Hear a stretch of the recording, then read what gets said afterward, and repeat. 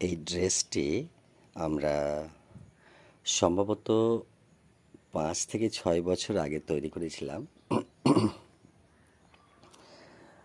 ইউটিউবে আপলোড করব ভেবে। এবং তখন একটা গভীর আগ্রহ ছিল যে আমরা ইউটিউব একটা চ্যানেল খুলব। তো যাই হোক, আমাদের মনের মতন সুযোগ হয়ে উঠছিল না, তাই করাও হচ্ছিল না। কিন্তু এখনও হয়ে ওঠেনি, কিন্তু তবুও যখন যেটা ইচ্ছা হচ্ছে যাই করছি আমরা আপলোড করে দিচ্ছি। কারণ এই ভাবতে ভাবতে আমাদের এতগুলো সময়, এতগুলো বছর অতিক্রম হয়ে যাচ্ছে।